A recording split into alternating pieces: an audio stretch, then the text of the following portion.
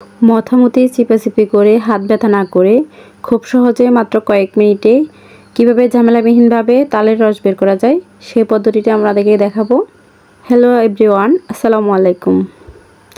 আজকে আপনাদের জন্য নতুন আরেকটি ভিডিও নিয়ে এসেছি, কীভাবে খুব সহজে ঝামেলাহীনভাবে তালের রস বের করবেন। চলুন তাহলে ভিডিওটা শুরু করা যাক। তো প্রথমে আমি একটা মাঝারি সাইজের তাল নিয়ে নিয়েছি। এখানে পাকা তাল, এখানে পাকা তালটা নিতে হবে যে তালের খোসা ছাড়ানো সহজ এবং রসটা খুবই টসটসে হবে। তো আমিও সেরকম একটা পাকা তাল নিয়ে নিয়েছি। এবার আমি একটা ছুরির সাহায্যে তালের বোটাটা ছাড়িয়ে নেব। বোটা ছাড়ানো হয়ে গেলে বোটার মাথায় এরকম একটু ময়লার মতো থাকে, এইগুলো ছুরির সাহায্যে ফেলে দিব। এবার হাতের সাহায্যে হোক বা ছুরির সাহায্যে হোক এভাবে আমি তালের খোসাটা ছাড়িয়ে নিব। এভাবে হাত দিয়ে টেনে টেনে খুব সহজে কিন্তু পাকা তালের খোসা ছাড়ানো যায়। খোসা ছাড়ানো হয়ে গেলে বিপরীত পাশে দেখব এরকম একটু অংশ লেগে আছে, ওই অংশটা আমি হাত দিয়ে বা ছুরির সাহায্যে তুলে ফেলবো। এবার ইচ্ছে করলে আপনারা তালটা ধুয়ে নিতে পারেন। যদি আপনারা হাতের উপরে রাখেন তাহলে ধোয়া লাগবে না, আর যদি হাত থেকে নিচে বা কোথাও রাখেন তাহলে ময়লা লাগলে ধুয়ে নিতে হবে।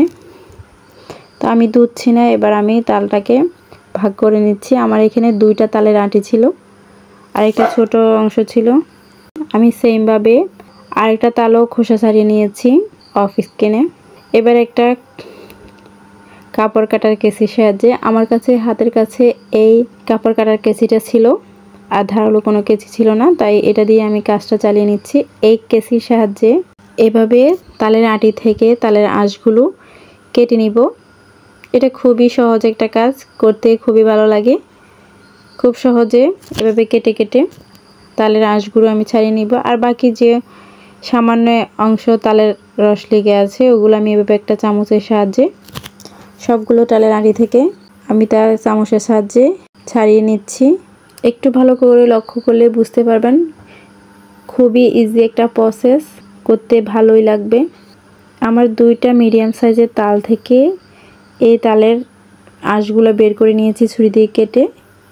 এবার আমি একসাথে দুইটা তাল এখানে ইউজ করছি, আপনারা 3-4টা যা পারেন একসাথে করে নিতে পারেন, কোনো অসুবিধে নেই। একই প্রসেসে খুবই সহজ একটা প্রসেস। আমি কাজ করার সুবিধাতে পাত্রটা চেঞ্জ করে নিচ্ছি। আমি আরেকটা বোলে আমি তালের কাঠগুলো ট্রান্সফার করে নিয়েছি। এবার এখানে আমি বেশ খানিকটা পানি দিয়ে দেব, যাতে করে ওই তালের কাঠগুলো অনেকটা আঠালো আঠালো। তো এগুলোকে পানি দিয়ে আর একটু লিকুইড করে নিতে হবে, যাতে করে আঁশগুলো আলাদা করতে সুবিধা হয়। এবার হাতের সাহায্যে ভালোভাবে তালের কাঠগুলোকে পানির সাহায্যে মিশিয়ে নিব।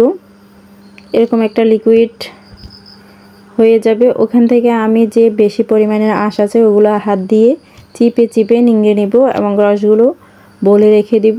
আর বেশি যে আঁশগুলো ওগুলো আমি বাইরে ফেলে দিব। এভাবে করে আমি সবগুলো তালের আঁশ হাত দিয়ে নিংড়ে নিয়েছি। এবার বাকি যে আঁশগুলো আছে সেগুলো আমি এরকম একটা নেটের সাহায্যে অন্য একটা বলে ছেঁকে নিব। নেটটা বিছিয়ে আমি তালের রসগুলো ছেঁকে নিচ্ছি। এভাবে ব্যাস আমার তালের রস বের করা শেষ। দেখলেন তো খুব সহজে কিন্তু আমি দুইটা তালের রস এখানে বের করে নিয়েছি। খুবই কম সময়ে কিন্তু হাত ব্যথা না করে এইভাবে তালের রস বের করা যায়।